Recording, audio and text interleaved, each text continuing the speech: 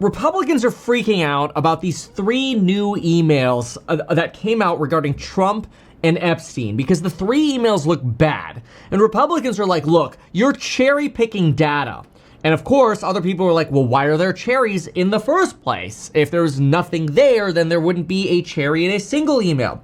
So in response, Republicans are now actually releasing more of the Epstein files, but the ones that they're picking. So Democrats picked 3 with cherries in it, which we go through. And then Republicans are like, oh yeah? Well, here are 20,000 more documents that don't have anything sus in it, presumably. Apparently 23,000 pages in those 23 documents are now being released by Republicans. Obviously, it'll take some time to go through. But a lot of people say this is just a distraction because the Republicans are actually embarrassed by these new emails that are coming out. And of course, Carolyn Leavitt, who's essentially the minister of propaganda for Donald Trump, says that Jeffrey Epstein was kicked out by Trump. Trump knew he was a creep. But the emails, a little sus. Democrats release new Epstein emails referring to Trump. The White House says the Democrats are just cherry-picking messages. You know what just pisses me off is that politicians will literally run a campaign, and it's not to pick sides because they all do it. I feel like all politicians are they're just gonna lie to your face, and as soon as they get into office, the goal is stay in office and don't get embarrassed. And I hate to say it, but, you know, Republicans ran a campaign on transparency around the Epstein files. And they said, we're going to finally release the Epstein files. This is going to finally come out. And then it turned into, well, the Epstein files are on Pam Bondi's desk. And then she's going through the Epstein files. And then, hey, we've now released video footage of Jeffrey Epstein's jail cell. And then they're so, like, dumb at releasing this footage that they don't even realize that, of course, social media is going to recognize that an entire minute is missing. And then they're like, oh, well, that's because the camera's turned off during that minute. Really? Because the metadata says you actually edited these clips together in Adobe Premiere, which is a video editing software. And then as soon as you get exposed on that, you're like, you know, on second thought, there actually are no Epstein files. And we're like, what? You said they were on your desk. Oh yeah, we were just overwhelmed. There were a lot of papers on our desk and we didn't realize there's actually nothing there. Oh, okay. All right. And then what does the Department of Justice do? Oh, by the way, we just reduced Maxwell, who's sentenced to 20 years for sex trafficking, to a minimum security prison. Oh, and by the way, we arranged this Department of Justice interview with her where we've released the full transcript. And she just happens to be really forgetful about a lot of things. Like, hey, do you know if Bill Clinton was there? You know, I read the whole transcript. I read it. And she's like, hey, do you know if Bill Clinton's there? And she's like, nah, I can't remember. It's been so long. I'm not really sure. What about Donald Trump? Oh, no, Donald Trump was not there. I know for a fact Donald Trump was not involved at all. Do I get pillows in my prison now? It's all a performance. Like, this is all a charade. Like, they're treating us Americans like we're dumbasses. And it's really frustrating. Democrats, all right, whatever. So what do we got? The House Select Committee or whatever. New emails coming out. The new emails, a selection of thousands of documents turned over by Epstein's estate to Congress, include a 2021 exchange between Epstein and Maxwell. Years after Epstein and Trump had a falling out. Okay, this is years after they had a falling out, as well as messages with a journalist.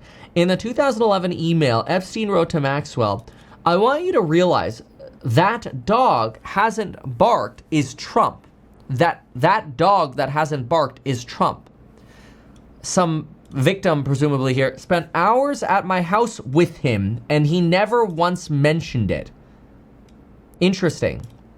So, yeah, victim. This suggests, that Jeffrey Epstein is sort of like recalling his discussions with, or the past with Donald Trump. And in 2011, at least, he's suggesting that Donald Trump has been with some of these likely underage sexual victims for hours. And it's just never come up before. And this could go one of two ways. This could be Epstein trying to frame Donald Trump in 2011, although this was well before Donald Trump was president. Maybe this is a way to try to set up an extraction of money from Donald Trump, or maybe it's true. We don't know. Look at these emails, by the way, from gmax at lmax.com, and then the Jeffrey Epstein email is gvacation@gmail. Interesting. And then Gmax writes, I've been thinking about that, ...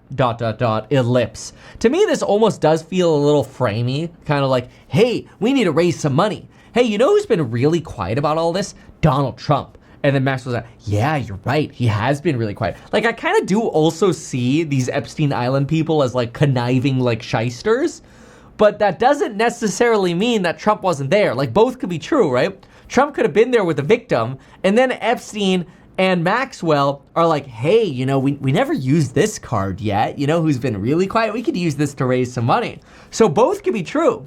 Trump could have been there with an underage person, and they could be shysters trying to use that as leverage over him, right? And then, of course, you get people in the chat like this person here. Robert goes, Epstein, you still talking about that guy? I hope you're being sarcastic because this is obviously breaking news, but that's literally the line that Donald Trump uses. So I think you could be being facetious by using Donald Trump's line. Epstein, are we still talking about that? That's old news. And it's sort of like, who cares? Because new information keeps coming out. And you suggesting that, oh, why are you still talking about that guy? Is like trying to put down Americans who are finding out more leaked information about how there is more shystering going on. And y'all kind of rug pulled us. Anyway, White House and Republicans say the redacted name was Virginia, who accused Democrats of selectively leaking emails. The unnamed victim referenced in the emails is the late Virginia, because she's dead, she killed herself, who repeatedly said Trump was not involved in any wrongdoing. So they're basically trying to fill in this idea that, oh, well, that victim was Virginia. It wasn't some other girl. It was obviously Virginia. And because she says that, you know, he couldn't have been friendlier, which is not exactly a way of saying, you know, nothing happened, but whatever, oh, this is nothing. I mean, of course, they've been trying to shove this under the rug for you know, ever since Trump got into office. You know, we're supposed to get the Epstein files on day one. Oh, well, whatever. She died by suicide, quote unquote suicide. Right. Hey, we got her story the way we want it. Don't let her talk anymore. She happens to get disappeared like Epstein got disappeared. Kind of wild. It's you know, and a lot of people are like, hey, you know, the reason she published a memoir was because she was pressured by either the Trumps or Trump disciples or whatever to, just like Maxwell, basically get forced into going on record to rewrite history, essentially. Who knows? Who knows? It could all be fugazi. But the new batch of emails were released by the House Oversight Committee, and the House is returning to work. Obviously, the government shutdown is expected to end here. We're going to get a lot of data from the government now that the government is back open, especially jobs. But Democrats continue to carelessly cherry-pick documents and generate clickbait that is not grounded in facts. Well, I mean, like, what do we want released? Every single email about, you know, them paying their bills to their housekeepers, or the ones that mention Trump? I mean, to some extent, you would expect the documents to be cherry-picked. Oh, here's another one. Victim, Mar-a-Lago. Yeah, because there was talk about recruiting, you know, Epstein girls from workers who worked at Mar-a-Lago.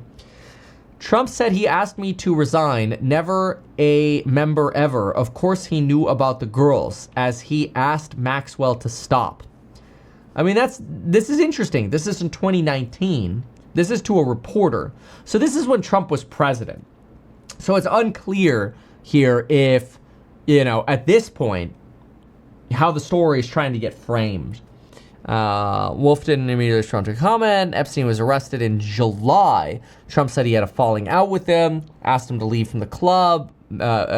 Epstein saying he was never a member of the club. Wouldn't surprise me either. Let's look at the top comments on the Wall Street. These are always entertaining to look at. I love this. So so the Republican argument is that explicit statements about Trump was well aware of Epstein's illegal behavior constitutes cherry picking because this is only mentioned in some of the emails and not all of them.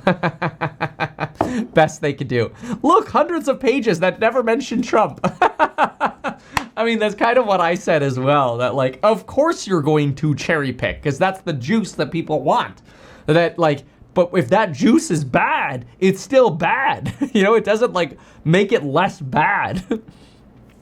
Release the Epstein files. Let the chips fall where they may. Democrat, Republican, whatever. I love that. Where were you 10 years ago? Fair. It also looks more and more like our president participated in child molestation ring, or at the best, knew of one and did nothing. Bill Clinton also took numerous trips to Epstein Isles. You know, I always think that's such a funny reply. You know, like, I mean, they're trying to rephrase what they're saying, that this person's referencing Bill Clinton when he's obviously referencing Trump. But that's also always a funny counter argument, is like, this person's a crook. Yeah, well, this person's also a crook. Okay, well, like, just because one person's a scumbag and therefore another person's a scumbag, or unrelatedly somebody else is a scumbag, does not mean they're both not wrong. Like, both can be wrong, right? Cherry picking. Why are there any cherries to pick? That's a good point. Why are there cherries to pick in the first place? Yeah. That's interesting. I always, short stocks, diversion incoming. This person's basically like, oh crap. We're about to get some new tariffs so we can stop talking about the Epstein files because we're going to get some new liberation. What's the best way to stop talking about the Epstein files? Liberation, baby. Who knew we would have been able to wrap the Epstein files back to stonks? Nothing like a Wall Street Journal comment to help us do that. It's gold, baby. It's gold. Okay, so it actually also appears that I missed an email. So let's look at this email. So this is from Michael Wolff. From Michael Wolff. I think you should let him hang himself to Jeffrey Epstein. Oh my goodness. Okay. Wait. The first email is, I hear CNN planning to ask Trump tonight about his relationship with you. So the reporter is saying CNN's going to ask Trump about his relationship with Epstein, either on air or in scrum afterwards. If we were able to craft an answer for him, what do you think it should be? Jeffrey Epstein. Michael Wolff says, don't craft an answer for him, let him hang himself. I think you should let him hang himself. If he says he hasn't been on the plane or to the house, then that gives you valuable PR and political currency. You can hang him in a way that potentially generates a positive benefit for you. Basically, it's a way of saying like, hey, let Trump say that he's never been to your house or plane, and then you could release records showing that he actually was, and then Trump looks like a liar. That's basically what he's saying. Now, that's very interesting because, again, it shows the connivingness of this whole, like, Epstein cult. Like, you don't want anything to do with these people. But then it also helps explain why Jeffrey Epstein got disappeared. Jeez, man, this is freaky crap, man. Oh, yeah, dude. Politics is so dirty. Of course, it is possible that when asked, he'll say Jeffrey Epstein is a great guy and has gotten a raw deal and is a victim of political correctness, which is to be outlawed in the Trump regime. Dude, this Michael Wolff is on it. In 2015, 10 years ago, you know, he's just taken advantage of by the radical Democrats. Why not advertise these things that you told us here? I feel like nobody else knows about this. We'll try a little advertising and see how it goes. Congratulations, man. You have done so much. People love you. People look up to you. Kevin Paffrath there, financial analyst and YouTuber. Meet Kevin. Always great to get your take.